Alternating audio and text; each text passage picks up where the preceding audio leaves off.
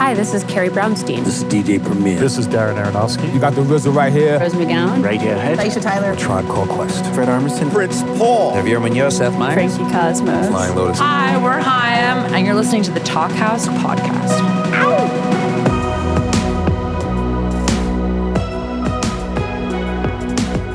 Hello and welcome to the Talkhouse Podcast. I'm Josh Modell. On this episode, we've got a pair of friends who make sometimes challenging yet often incredibly catchy and tuneful music, one of whom you've seen and heard on Talkhouse several times before, DeMarco and Kirin J. Callinan. DeMarco, as I said, has been on the podcast before, and we keep inviting him both because we love his music and because he's a great conversationalist. For the music part, DeMarco has been making dizzyingly catchy songs since around 2012, when his confusingly titled debut, which is called Two, came out. But it's been part of his fun-loving persona to keep it light and a little bit silly, even as he's zapping you with catchy pop. Sometimes he ventures into soft rock, other times vaguely psychedelic. For his latest album, and I'm not actually sure you can call it an album, DeMarco assembled 199 songs that run for almost 9 hours. Songs might be a little strong a word to use for most of these tracks, which are often instrumental ideas more than fully fleshed out songs. He even says that on this podcast. Check out a little bit of one of those ideas right here, whose title is simply The Day It Was Recorded, 2019-02-05.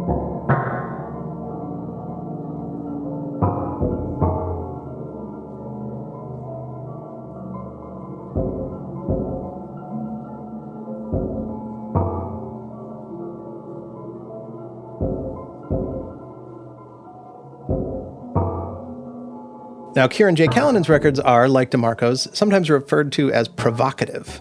But these two guys push buttons in different ways.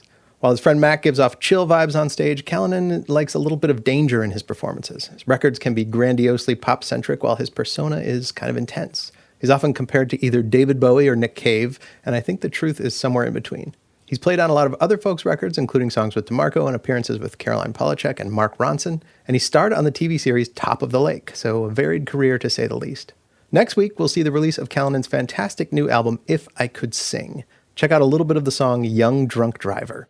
Young drunk driver in your blue Honda Civic, ride or die, or leave your keys with me. I think about it every minute, every night and day, and you might crucify me for my honesty.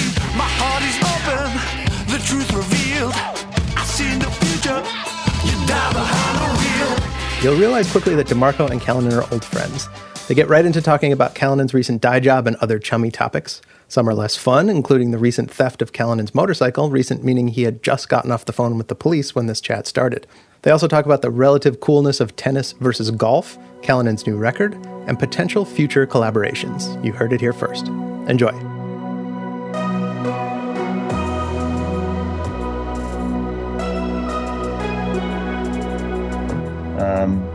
We're having a conversation about my facial hair on an audio platform. I haven't done the eyebrows. Yeah. You ever shaved them off? I'm trying to think, did I do, because I did that with him. You know, Joe McMurray dyed his eyebrows. He bleached his eyebrows once. Oh, yeah. And he looked so fucked up that he decided he needed to dye them black again to feel normal again. And he looked, that was like the craziest thing Joe ever looked. It makes you look like a Russian super killer or something like that. You know what I mean? Like a very, I don't know, couple caterpillars out there. He has a scary look already at the best of times. He's sort of stares straight through you. Yeah. You ever on tour with us when he would do the thing where there was a character he had called Bubble, and he would cover himself in shaving cream and play the whole set? I never saw that on stage, but I can picture that quite clearly. Maybe I've seen pictures of that or something. Okay, well, let's get here. I'd like to welcome everyone to Talkhouse. You've tuned into Talkhouse 2024 on this. You've done this before. You've done this before. I did this with Neil and Liam. I did this with this kid, Dayglow. It's like this young Christian rocker from Texas. I'm a little offended. This is the first time I've been invited. I'm always the one. I'm never the. I'm always like the. Matt, can we have a chat on Talkhouse? I've got my big shot on Talkhouse. It's like, oh, who can we call? Oh, I guess we call Mac again. I was pulled off the links this morning. I was having a very indie rock golf game this morning. Some indie rock royalty. Okay. Okay. You were with the Kings? I was with the Kings of I was with Erland Oy of the Kings of Convenience and his partner Clara. I was with Leslie Feist, one of the biggest Canadian superstars of all time, and playing golf. Yeah, and Jimmy Tamborello from the Postal Service. That's about as indie as it gets, I'm afraid. I haven't been there in years. I had a dream about this golf course. We did a round of 9, and it was there was a man on. I'm just remembering it now. There was a man on fire, I'm not even kidding. On the putting green, as his buddy watched on, and he was in little. Were you wearing little shorts? No, not today. Okay, it's cold there. No, it's not so bad. So wait, do you play golf regularly? No. Okay. I hate it. It's a horrible sport. I've noticed in the last 2 years, people have been easy. A lot of people are. Well, no, I haven't noticed that about golf, but I've noticed that about motorbikes, which yourself have got into, only recently, or tennis. Yeah, Colin's been doing the tennis. Wait, well, you've been noticing what? You've been noticing people have been doing what? A lot of people of our vintage are getting either into motorbikes or tennis. I think they're sort of two clear signifiers of. No, golf too. There's a big thing with. That's what I'm realizing now, that there's golf is another one of these things. But what I keep seeing is it's the skaters. It's the skaters. Skaters are getting a little older now. You see, and when you get older, when you're a skater, your body's wrecked from all the skating. But you want the same kind of thrill. You want the same kind of. You can think about golf. Think about golf and skateboarding. It's like you are with a small group of your dogs. The sun is shining. You're outside. Those are similarities. There's like a certain amount of kit and a certain amount of fashion that goes along. There's that. You got to like buy the gear. You can drink beers while you do it. It's the whole, a lot of skaters are going golf. I mean, I feel very similar about the motorbike sans the beer. In fact, that's one of the good things about it is can't drink and ride. It's true. The motorbike was keeping me in check. Here's the thing though, with the cool. Also meditative. I love the outfits. Yeah. Yeah. Did you see my boots? Sorry, go on. No, I'm down to chop it up about hogs, I tell you. But we will. What I've noticed. Oh yes, the Alpine Stars. See, with those, when you get hit by a truck, your ankle is not going to get crushed. It's not going to get smashed to little smithereens. I was this close to getting the top of the line Alpine boots, $1,000 retail. Down to 400 Australian. Huge discount because there was a bit of a scuff mark. Yeah. Yeah. So you're wearing Alpine Stars boots with like a kilt and like a t-shirt. Yeah. And the ones that I wanted, the top of the line ones, they were white and black, a bit stormtroopery, with then sort of fluoro green lining and details. Awesome. Matches my helmet, which is similar. But I didn't go for them in the end. I didn't go for those ones. Look pretty good. They look pretty tech. These ones are pretty good. These ones are good. The other ones had a boot inside the boot. And my concern was that it was so solid and there was a hard plastic and there's 4 buckles that'd just be annoying. Because I'm really just I'm not even doing motocross. I'm just riding around the city. Hard to walk in. They're lightweight. These were sort of half the price again. Those are tech. Those are kind of similar to this. You can wear anything and it looks cool. Yeah. It's a gift that you have. But imagine seeing me with shoes that aren't Vans. Imagine seeing me with black boots on. I'm picturing it and I love what I'm picturing. Imagine how fucked up that would make you feel, how weird it is. But it's tough. It's tough. It doesn't flow. Inflate. The guy was trying to sell me one of those, like a full inflatable. Yeah, airbags. I don't know about that. Maybe it works. Yeah. I don't know. We're the same, Kirin. We don't wear enough gear, and someday we're gonna lose all our skin. And you know what we're gonna get, and that's we'll lose all the top layer of our skin, and we're gonna look like the Red Skull from Captain America. That's what both of us are gonna look like. These 2 old rockers that just don't have any skin because they were horsing around on their bikes. I bought myself underclothes body armor, this sort of tight fit. Wearing the kilt on the bike is just not practical. It's highly inappropriate. In fact, probably, it's blowing up. So I've got this tight under the kilt body armor, under the shirt body armor. I even bought a shirt that has a picture of like pecs and Yeah. abs on Yes. the shirt. So armor under the shirt, and then it looks like You're juiced. It's been good. That's been good. Well, until my bike got stolen on Friday night. I've had a shit weekend, actually. I've not only bike got stolen, but car accident. Yeah, and also evicted. But nothing, no fault of my own. The eviction is automobile related. The person that I rent from, their car's broken down while they're on a trip across the desert. Oh, so they have to come back. Their van broke down in the Western Australian desert. Sort of on top of the world. I'm homeless. That's not fair. And I'm without. Now you're living on the streets. There's some silver linings. It's been kind of fun going on stakeouts looking for a bike. Got a few leads. Someone tipped me off that. I know those sketchy looking guys. Yeah. Look, some people. Some people recognize them. I recognize them. I think I saw them walking down the street. For the listeners at home, break it down. Give us the whole rundown of the situation here with the hog. Okay. Well, so beautiful Kawasaki KLR 250. Baby blue. I've been absolutely loving riding it. Always knew that it would be. I've only just got it a month ago. As you know, I'm on my learner's license, so it's all new to me. But, I knew that it would be fun, and I was a little concerned with, how reckless and carefree I'd be on the bike, and I certainly have been a bit. Comes with the territory. You can't help it. Comes with the territory. What I didn't anticipate, though, is how meditative it would be. It's the best. And how, a lot of my family are concerned about me getting a motorcycle, and friends expressed their concern. But for me, it's actually felt incredibly healthy, where, I no longer can have a drink. I've made a promise to myself, even if I'm not riding that day, I've got this bike. I've made a commitment to myself to be, sober and present now that I've got this bike.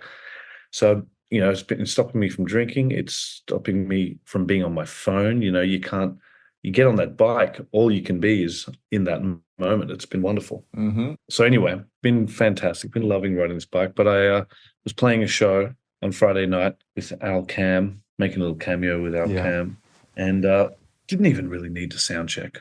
It's more just the about the camaraderie. But go in, do a little sound check, less than an hour, and then I step outside the venue and the bike's gone. It's very confusing when you step out and find your bike's gone. I know you've had your helmet stolen before. Yeah, that's the closest I've come. But yeah, when we went up to the bike, even then, it was parked outside of a show too, and you go up, and you're kind of like, wait a minute, where's the helmets? What's going on? Like, where? Why? What? I mean, it's jarring. There was actually another motorbike in the place where my bike had been, but there's lots of other bikes there. That's strange. Mine was just the best looking one. And I'd been thinking for the last 2 weeks that I needed to get proper insurance on it. I don't have. To put a tracker on there, I hadn't done a little air tag, yeah. Air tag, exactly. And even just a handlebar lock or something. The disc brake lock, I'll tell you, they can't roll that puppy out there with one. Those things pretty hard to saw off, so it's a good deterrent. Or even a little kill switch. Yeah, that helps too. I mean, with a bike that small, though, like if somebody really wants it, they'll just drive up in the truck, pick it up, and put it in the truck, and then that'll be that. But well, that's what I thought had happened. But then when I went back into the venue, we checked the CCTV. It had happened 10 minutes before I walked out. And these guys they saw it, had a chat, walked around the corner, came back 5-10 minutes later. They obviously live nearby with some tools, tinkered away on it for 10-15 minutes, got it started. They actually stalled it as they rode off. Fools. Right out front. In front of the security, there's a girl that works behind the bar on the phone, just head in the clouds right next to them as they're doing it. Anyway, had I walked out 10 minutes earlier, they would have been right in front of me, stalled for a minute. Jumped. I don't know what I would have done. I probably would have kicked them over, I think. Yeah. I came out with my helmet on, gloves on, keys in my hand, ready to bounce. No bike. Yeah, no bike. But then... What I'm confused about is why I didn't then hop in the car and go looking for it straight away. I mean, they know to get it off the street. You know, I don't think that would have been any good. Looking at the CCTV. Well, they were spotted for the next half an hour, sort of hooning around. People were writing in because I put it up online. Oh, really? An hour or two, or at least an hour, a copy of the CCTV footage. So say you find the bike now and you're sitting in a room with these two young men. Then what? No, I'd be very happy with the bike. I don't want blood. And I think these guys, you know, they don't give a fuck. They stole the bike in broad daylight. I think in a way they want to go back to jail, or you know, even if they went to jail for 6 months or something, it'd be worth it for them. They'd be like, well, we had that sick hoon for a few days, and we traded it for smack. Yeah, for some crystal. Yeah. See, my problem is none of the bikes got stolen, and then I had 5 for a second. I don't need 5. What's your recommendation for my second bike? A sports bike. Oh, I think so. If you got a 600cc sport bike, you'd be looking like the Red Skull in no time. No skin left. The limit might be 650, given my license class. But you can get a sport bike, a new 600cc sport bike. That's a really fast bike. Oh yeah. Here's the deal. If you buy one, I'll buy one too. Really? Okay, interesting. Yeah. I was going to say, no one but you and me likes the sound of that. Like. Sport bikes are fucking rad. They're so cool. They're the sexiest looking bikes. You're like Akira ripping through the city. I see these dudes in LA too, like these people, you know, they'll have, because the passenger seat's really high up. There's these like, there'll be this guy on his like Kawasaki and like the girlfriend on the back. It looks awesome. Awesome. It's awesome. There's something weird about it too. Something like sketchy. I think about it sometimes actually, you know, it's like we were talking about golf. How golf is like skaters have moved into golf. And so they're inherently going to it's going to be this like cool kind of curated kind of, you know, there's not really like, I don't know if riding motorcycles is actually cool. You know what I mean? Oh, I mean, yeah, like having some sort of vintage. Like an old Triumph or something, and you're wearing like a weird leather jacket or something and like weird boots. I don't think that's cool. I don't think the Harley thing is necessarily that cool. It would look like something between or a Harley hog. No. I mean, it's pretty amazing. If that would be a real rogue move to get the big handlebars and big high mirror. I mean, it does feel like musicians transitioning to motorcycles makes a lot of sense, and there's a, you know, I've got a good cross section now of people doing this. Skaters to golf, techno guys are now into tennis. But you know, they're technicians in a way, talented singers and musicians. You know, well, the tennis people, another mutual friend, these guys love tennis. I mean, yeah, I don't know. The tennis thing it's a softer touch. It's a whole thing. Tennis is cool too. You get the cool clothes and, you know, it's. Yeah, I don't know if that. I think there's a will to live with tennis that, you know, the motorbike thing, there's obviously the adrenaline and the slight sort of death wish, then recklessness, you know? Yeah, it's the sober guy's specialty right there. You know, it's like what you just described, the same reason I used to drink, probably, you know, part of it, I'm sure. And now I get that from fucking twisting that throttle, baby, letting that fucking steel heat up in between my thighs, hitting that open road. Oof. California's the place. I do remember the first time hopping on the back of my friend's bike, just, you know, how turned on that made me. That's good. You know, straddling my body from behind on the bar. Oh, yeah. You have to just kind of give up all control. And how do you feel on the back? Not that you've been on the back of my bike because I'm on the L's, but when I was riding in Europe with no laws over there. Was that exciting? Nervous? Yeah, nervous. Exciting. Yeah, but it's sexy nervous. Yeah. Like your first time. Nervous. Yeah. Yeah, it's funny, you know, riding around Italy or Paris. Now, I wasn't I was on electric bikes, but I'm not talking line bikes. We're talking about big Revel electric. Yeah, I don't know what the.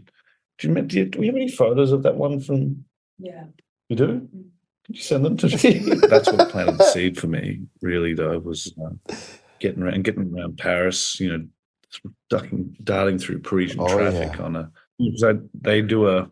Do they do this in LA now? Like a Lime bike thing, but with electric scooters, like not stand-up scooters, but proper, like Vespa size. I don't think so. They do it in San Francisco. I don't think they do it here. I don't know why they don't do it here, but they probably take. Yeah, everyone would be trying to take the highway with them. It's just not a good vibe. I signed up in Paris, but you had to have a European license, so I just put in my regular license details, but selected the country as Austria. And within half an hour, I got cleared for my problems. But yeah, it actually feels safer riding around Paris in a way. People are expecting it, Yeah, I don't know. Yeah, and there's lots of bikes on the road, and the traffic is kind of very stop-start, and you're sort of weaving in and out of them. Here going across the Harbour Bridge or the Anzac Bridge, or down the Sid Einfeld Drive. Let alone being on the highway, you feel it on a 250 Kawasaki. I couldn't believe the wind the first time. That's right. I was hitting top speed. That's right. But you lean into it and you just let her rip. I think I was like screaming out loud to myself in my helmet. Yeah, it's the best. Yeah, it's pretty good. But yeah, a bit of a bum out. I did go on a stakeout. Got a few leads. I doubt the guys are listening to this. I went round to a house that I thought I might live out and just What'd you do? Just sat there for a bit, but no action. This sounds like one time I lost my AirPods. They had a few dogs in the backyard as well. Little dogs. Oh, little dogs. But it's sort of sketchy. There was a broken trampoline, lawnmowers, swimming pool filled with dirty water. Overgrown bike thieves. Yeah, bike thief kind of backyard. Yeah. They still had their Christmas decorations up, which is a bit weird. It's January, pal. Come on. Well, a bit weird they put them up in the first place, though. If you true. But maybe there's kids. I don't know. Sometimes junkie parents.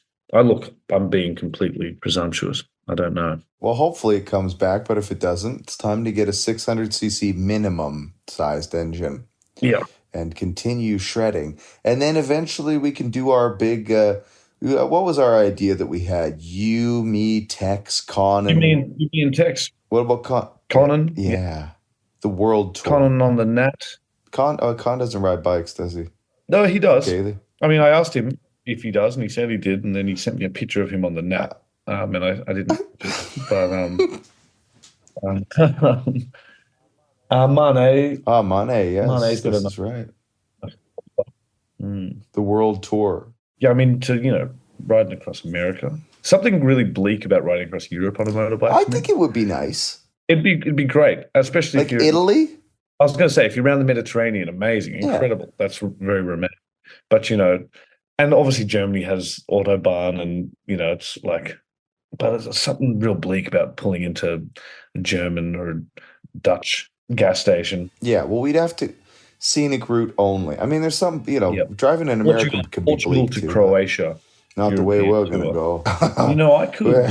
It's possible to ride from Australia to Europe. We got to go up to the Arctic Circle on the Hogs. Yeah. There's a couple of little ferries you got to take, island hopping through Indonesia.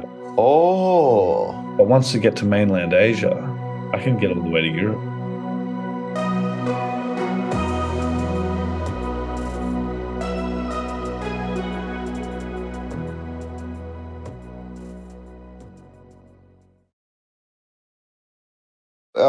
You were talking about, and then you had a car accident. Yeah, I mean, I probably shouldn't talk about that. Okay, don't worry about that. And then you're getting evicted, so that's... Yeah, getting evicted's a weird one. Just had no luck. This. I mean, my life is blessed. I'm the luckiest guy on the planet, but just this last little run, even prior to this, I must have been in over a dozen different homes the last couple of months. Yeah, it's been heavy. Some health scares in the family. But, my record's coming out. The album's out, and the critics are loving it. Probably by the time this is aired, the album will be out. Oh, it's not out yet. Not yet, no. I guess I was thinking of the video, the single. Well, yeah, I had a couple singles out. Yeah, there's 5 singles out, and you would See, have 5 singles out. It's fair for me to think that the fucking album should be out. That's like a fall fucking album. 100%. Oh, look, it's also been done for 18 months. Yeah, actually, I cleaned out all of my email yesterday. You ever done that? You ever gone in your Gmail and it just says nothing? There's. I cleaned out like 20,000 emails yesterday. But as I was doing that, I came across the zip for the album that you'd sent me. You sent it to me quite a while ago. Yeah, when was that? Like probably April last year or something. Yeah. It's been done for a long time. Yeah, I don't know what. Wait, so when the fuck does the album come out? Comes out on the 2nd of Feb. It's, okay.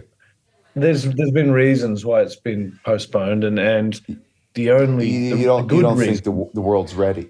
Well, that's not that hasn't crossed my mind, but it's been said before that I've always been a bit too ahead. Yes.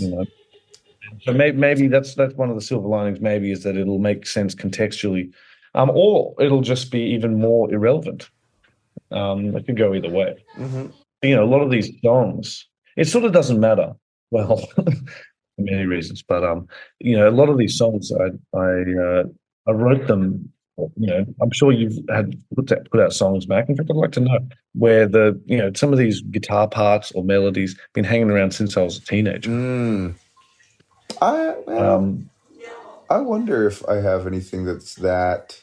I don't know if I really have anything that old anymore. Yeah, I think maybe your process is very different. Like I just sort of play these same ideas over and over again for a long time, and it can take me a long time to make sense of them or find the emotional context for them or something. Whereas you seem to just churn them out. 199. Yeah, but how many of those are actually songs? Like 50? How many records? It's experiments. They're just experiments. You know what I mean? I don't know. I only know how to play so many fucking chords. I only know how to play, So I just have been doing the same thing for fucking 15 years now. That's all. I think that's my problem is I didn't realize you could just do the same thing over and over again. Yeah. Like I haven't made anywhere near You change one little thing here, one little thing there. I haven't made anywhere near as much as work as you, as far as I can tell. But you've put out how many albums you put out? You put out like 5 albums or something. This will be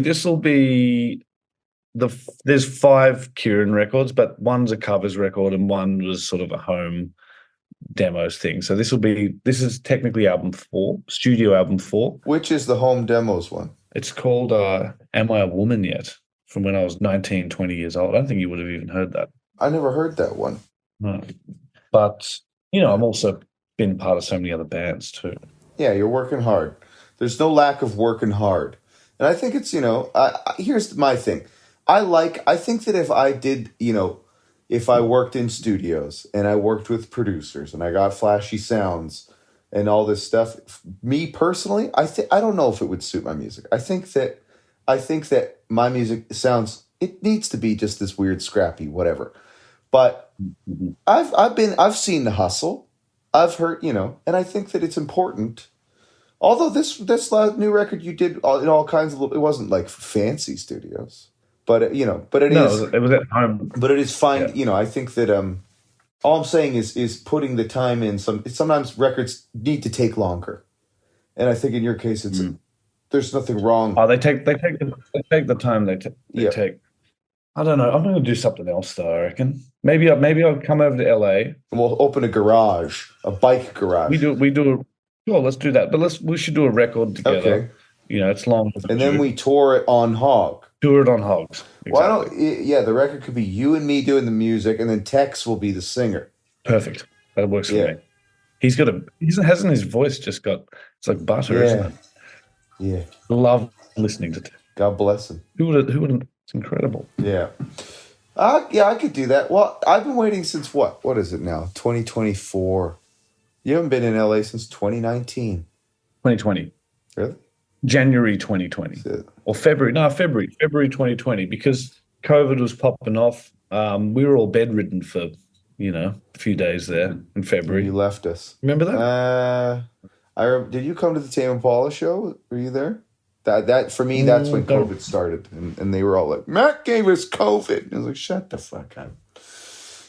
When was that? I don't know. They played the fucking Jumboplex or whatever, the Forum or something, couple nights or something, lasers and shit and smoke and Australian accents. I didn't go to that. Maybe you're gone already then. But yeah, I just remember. I remember we were we watched Contagion. Yeah, we were studying, but that would have been December. Sort of. No, but I didn't hear about any of that until we went to, because remember Australia was burning. Yes, that's right. And that was the big world news. Yeah. And then as Australia was burning, and I was there when it was burning, and so that must have been January then, because I remember being at your, and we were, And then there was this everyone was like, "There's a virus coming. There's a virus coming from China." And then what do? You have to watch Outbreak. You have to watch Contagion to prepare. We should Dustin Hoffman. What was that one? Is that Contagion? That's Outbreak. Oh, that's Outbreak. Okay. Where you have to find the monkey to make the antibody or whatever. What years were these? Predictive programming.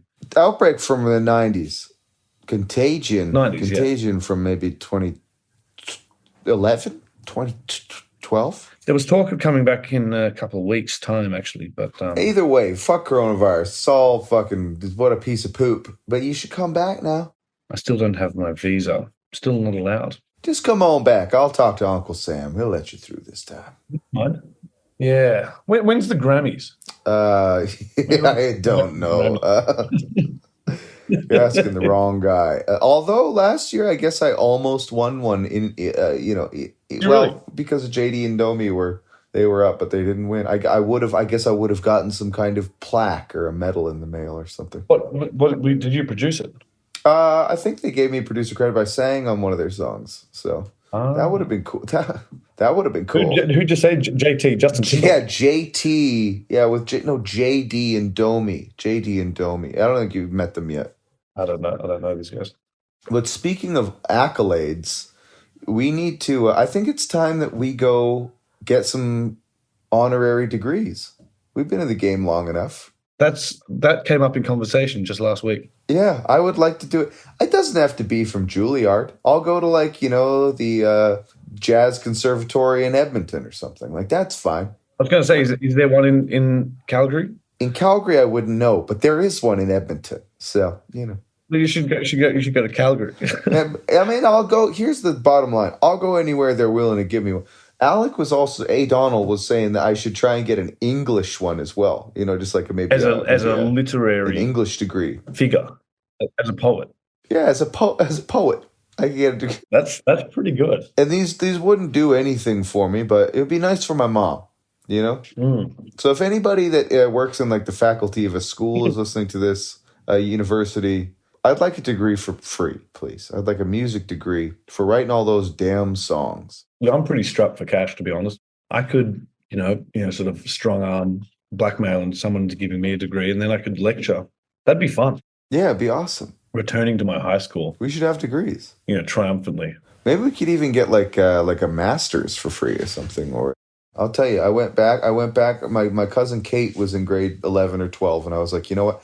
I had lunch with her in Edmonton. This is years ago, and I was like, I'm gonna drive you back to school. Let's go. And I'm gonna walk around in the school and see what and I thought oh, here we go. But I had just come off this 3-month tour in Europe, and I had this gross. I was only wearing sweatpants. I had this gross jacket on that I'd gotten in Manchester or something.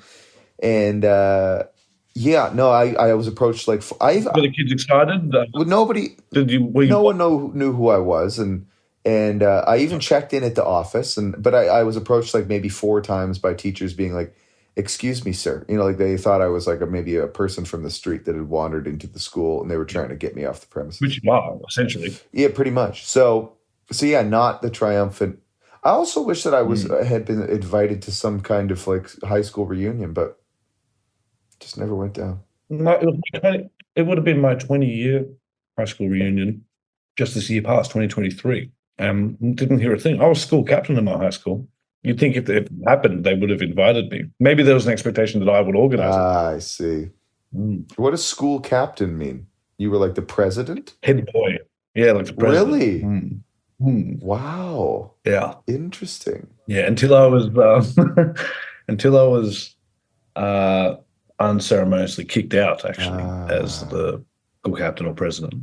Tell us that story. They had a plaque in the. I imagine they still do, a big, giant, timber thing with the ducks of the school. The top scorer with the end of year tests or whatever, end of school tests, and the school captains of every year.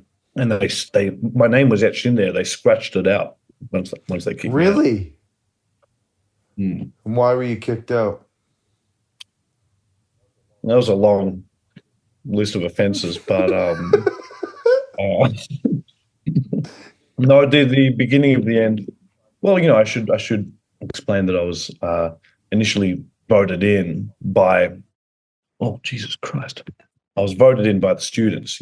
Whilst the teachers man of the people, yeah. vote, the students had the majority vote, and I never wanted to be the school captain, but I was leaving school on the Friday afternoon, and the teacher said to me, Kirin, are you nominated for school captain? I didn't even know it was happening, and I said, no, I don't know. And he said, well, I think you'd be good. I'll put your name in the box or whatever. All you got to do is write a speech that weekend. Speeches are on Monday, so I wrote a speech.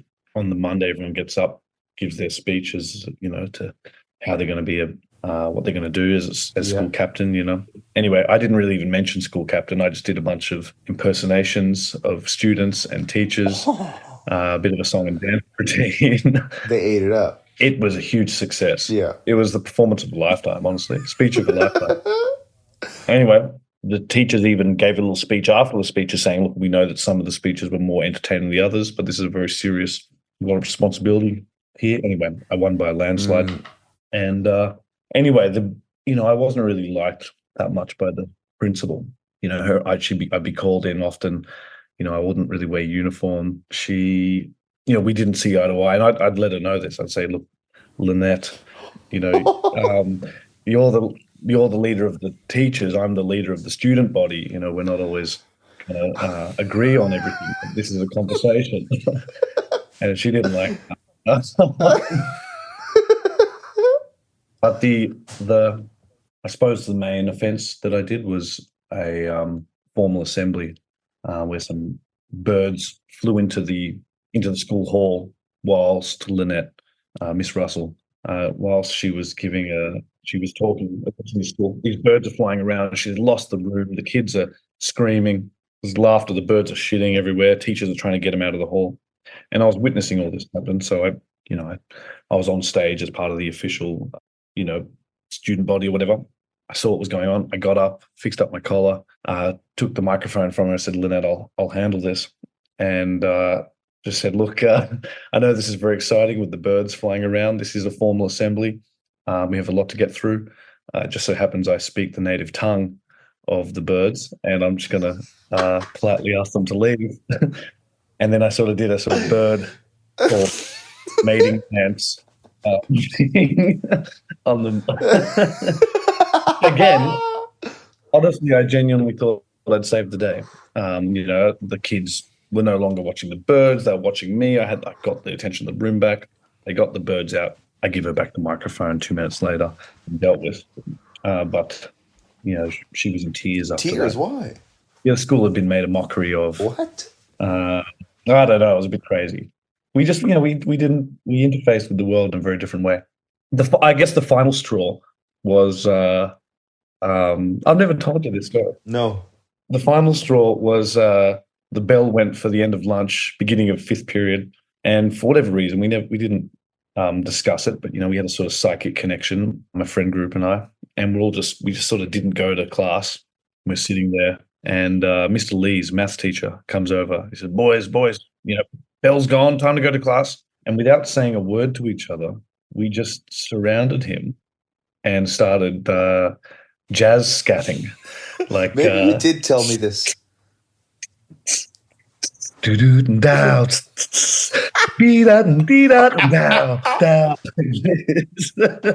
we're clicking and we're sort of circling him like sharks, and he's in the middle. We're all 16, 17 years old. It's quite scary, I'm sure, in retrospect. But we meant no malice. We just sort of surrounded him, and spadoot, bow, bow, doodle-a-bee-da and dee-da and jazz. And he's in the middle. He's like, boys, what are you doing? What are you doing? He broke out of the circle and ran away from us. He thought you were going to kill him.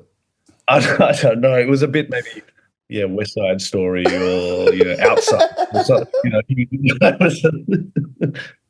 And that was one of the main offences, that I was charged with being the ringleader of making musical notes with my mouth towards a member of staff. Yeah. So it was through being too performative, I suppose. I see. Well, and look at you now. Yeah. Well, this is why I wonder, would I be welcomed back? I mean, at the time I went, it was a public school, sort of worst performing school in the state, apparently. Kind of a bit druggy, surf kind of dropout school on the northern beaches of Sydney. But I think they've cleaned their act up now. Sort of preppy public school now. I'm not sure though. Yeah. I don't think anyone liked her though. I think she moved on. That would be a nice touch if the same teachers came to the reunion as well. Yeah, it's been a long time. I mean, I've been out of school longer than my life during school. It's crazy. And we get so old so quickly, Matt. Fucking rip off. My music teacher died. Actually, he was one of my favorite teachers. Maybe you should go visit her grave. The music teacher in my high school, I remember I auditioned for jazz band. I played, I don't remember what I played, an Eric Clapton song or something. And he said... Tears in Heaven. It wasn't Tears in Heaven, but it was something along in that era. Were you singing? No, just playing the guitar. Okay, yeah. And he told me that I should... I wasn't her for jazz band, but I should try busking. Fuck yeah, that. That's cruel to say. Yeah. How old are you, 15? Yeah, something like that. I had a music teacher say to me that I'd never have any success if I didn't make music more like his kids. What was his kids' music like? Angus and Julia Stone. Have you heard of them? Mm-mm. Who was Angus touring with recently? Who was he opening for? Oh, Post Malone. Post Malone, yeah. Wait, this guy went to high school with you? Yeah. Listeners in Australia would know who they are. I crashed his car once. Do you remember this? I remember you crashed somebody. Oh yeah, I remember the story. You crashed the car. I rolled his car on the big property. On the property, exactly. We got these great photos, but he didn't want it to get out for insurance reasons. Yeah, maybe the time is ripe. It was a bit crazy. How are we going for time? I think we might be done. Yeah, we've done an hour. We kind of just talked about, I have no idea what.